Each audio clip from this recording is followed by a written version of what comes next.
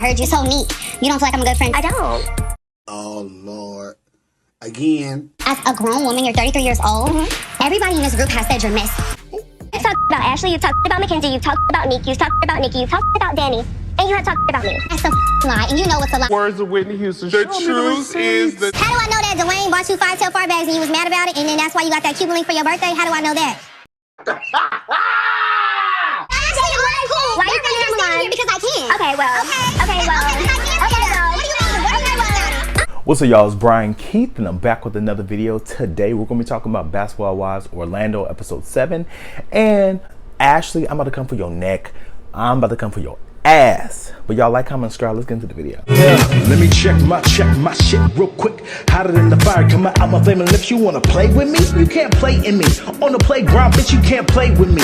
Got it, want it, securing the bag. So I'm about to skip the beginning just a little bit where Mulan, Neek, talking about Danny, obviously with the live. She was mad that she was over here going up on the live. She's just like, girl, you over here trying to be in my business. Ooh, ooh, ooh. Ow. Bitch, you're nobody. It only went about Danny. Like you said. Then we see Morgan and Danny over here at like an arcade with their kids, and they talk about Mulan and they talking about the whole situation. To be on the internet all day, excuse my language, children. You know the internet is her favorite place. I don't care about none of that. We better get to Ashley, right? So Miss Ashley, you fake as hell, you trifling as for you to sit up here in Morgan's face and tell her, oh, that wasn't me, I didn't do that. Bold face, didn't even look away, didn't even blink a little bit. You trifling as hell, because McKenzie, they were talking about the whole, okay, well, how did she know that, you know, her ex get the address? And Ashley's like, well, you know, there's private eyes. If you got the money, you can hire a private eye. They can get the address. So McKenzie's like, so are you saying that you had something to do with it? And Ashley's like, 100%. Hire private investigators. That's what I would do. I found out that Morgan was in Orlando because of you. 100%. So I'm just like, you fake and you trifling, because to me, the way that Morgan's moving like she's in witness protection program. So she's like, yeah, my ex knows my address, I gotta go. Boo, boo, boo, boo. So I'm just like, for you to risk her, you know, maybe her safety, risk her, you know, privacy, I think it's kind of trifling. And now her kids got to go to Atlanta with the grandma, and now Morgan got to move. So you just put her in a bigger situation to spend more money.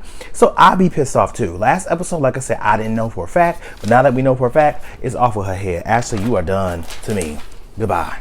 So we segue over and we see Nikki and her sister and her mom. They're in town spending time with her. You know, this is the first time they spent time together since the passing of their sister. Seen them since my sister Sherelle passed of cancer. So we gonna catch up and we just gonna keep my sister Shay alive and just have a good time for real, get drunk. You know, her sister had cancer, and you know, they basically are, you know, just trying to talk and this, that, and third, just kikiing just like normal sisters and mothers, right? Nikki gets emotional in her confessional talking about her sister's passing, how, you know, she didn't know until like the end, so she spent like a month taking care of her sister. She helped her sister shave her hair. You know, unfortunately her sister did pass away, so you know, prayers goes out to her and her family. You know, I'm kind of dealing with a little situation like that as well. Someone in my family has breast cancer, and you know, it's not really going the way that we would thought it would, but you know, I'm still praying for them. So please, y'all, extend prayers for, you know, the person that's in my family that's going through this. And, you know, we're just going to move forward. That's exactly how life is. We just move forward, right? So we hop over and we see, you know, Megan going to lunch with McKenzie. She basically wants to touch base and see how she's doing. 1, but 2, she also trying to figure out, did Ashley, you know, leak Morgan's address, because she feel like she did, but she's really trying to get to the bottom of it. I have like a messy social media persona, right? So I saw that Morgan was like getting into it with her ex's new girl. She never asked a question, so she doesn't still know, but to be honest, Megan knows. I feel like production told her, right? So Megan basically asked McKenzie, you know, how are you doing? McKenzie's just like, yeah, you know, I feel like the group is divided. So, you know, Megan tells her, so, you know, I'm kind of invested in the whole Morgan and Ashley drama, right? So I did a little bit of digging, because, you know, I'm messy. So I did a little digging, and, you know, I went online and I stumbled across, you know, the mistress's Instagram. That Morgan page, and I go back and look at that girl page, because I'm just trying to see what's going on. Yeah. She DMs me, and she was like, do you have a problem with me that I don't know about? So she was like, yeah. So the girl hit me up in my DMs like, do we got a problem? And Megan was like, girl, I was kind of confused, because I'm just like, girl, I don't even know you. So then McKenzie was like, oh yeah, so you know, Ashley basically was like, yeah, that's Morgan's friend. And you know, Megan got mad. Megan was like, why would she even do that? That is just so trifling because you're over here causing a bigger issue. And Ashley was like, that's Morgan's friend. Why did you even feel the need to tell her, like, oh, that's Morgan's friend? To be honest, Megan, you was over here snooping and being messy. So it's like, you can get mad at Ashley on this one. This is you. You should never been snooping if you didn't want to get pressed. Right. So McKenzie says, you know, she want all the girls to come and sit down and, you know, do a cooking class, but she's not inviting Mulan, Danny, or Morgan, right? Because those are the three girls that's really in the drama. So Ashley's with her assistant and she's talking about the whole little cancer event. And, you know, I think it's a good cause, but I don't want to spend too much time on Ashley because I'm over it. Right. But she said that she's going to invite everybody. So Morgan, you know, she's packing up and she's leaving her house. And like I said before, Ashley did leak her address, but she doesn't know at this time. She just thinks she did.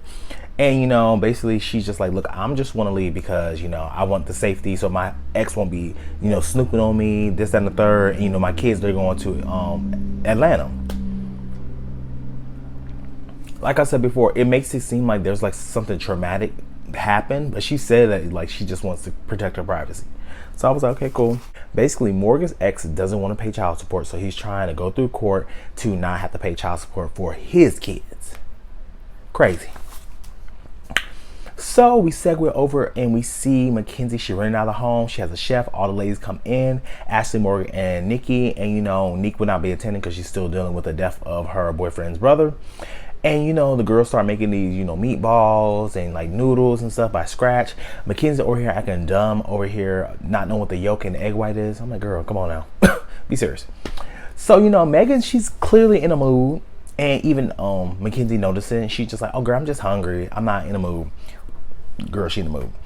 But they sit down and she confronts Ashley about the whole mistress thing. She was like, girl, why would you tell the mistress that, you know, that I'm Morgan's friend or whatever have you, because it's basically being messy. It off as if she's not being friends with the new girlfriend just to get under Morgan's skin. But Ashley, we all know what's going on here. And Ashley was like, look, my friend just asked me, so I just said like, yeah, that's Morgan's friend. She was like, you know what, next time that happens, send them straight to me. You don't have to speak for me. It is what it is. And Ashley was just like, I wasn't trying to be messy or whatever. She was like, it eliminates the middleman, right? But to be honest, I wish in this moment Megan would have asked Ashley, did you leak the address? Because obviously McKenzie knows, and Ashley was honest with McKenzie, but you know, I feel like she would kind of would have lied again, but I don't know. So it's finally the cancer event and we see Nikki, Ashley, Mulan arrive. They all come in, everybody's being cordial. Even Ashley, you know, she's irritating the fuck out of me, but you know, I'm happy that she's doing a cause that is benefiting a lot of women that go through, you know, breast cancer and cancer in general. I think this is a great cause. So even though I'm not really feeling her, I can still see like the philanthropy part behind it. Right. So, you know, all the girls are being grown ass adults and, you know, playing nice and letting the women like strut their stuff, show off the hair. Nikki's mom made a beautiful speech, you know, encouraging all the women that this is not the end. This is just the beginning. So I think this whole event was great. But once the women left, right, Mulan, she's been over here talking about Megan, like, oh yeah, you know, Megan got a problem with me, this and the third.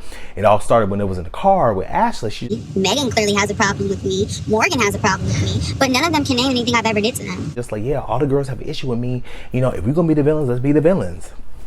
Girl, y'all not even built for that pressure to be the villain. So like with Ashley, I'm like, you talking about let's be the villain. Girl, when Morgan got in your face to press you, scary. So I ain't got time. And if people want to make us the villains, we could be the villains. So Mulan basically pulled Megan to the side and they sit down. And Mulan was like, basically, you know, you was telling Nick that, you know, I'm not a good friend. And Megan was like, I don't think you're a good friend. So Mulan said, okay, you're a grown ass woman at 33 years old and you over here are just the messiest person in the group. Everybody said that you're messy. And, you know, I feel like, to be honest, age is irrelevant. What does that got to do with anything? Like, look at the girls on Basketball Wives Los Angeles. Messy as hell. And they over here grown. Messy ain't got no age. Literally. Megan tells her, like, okay, you want to call me messy, but you talk about Ashley, you talk about McKenzie, you talk about Danny, you talk about Nick, you talk about this one, you talk about that one, you talk about Jesus, you talk about the Pope. So you talk about everybody. So how you going to try to throw it off on me?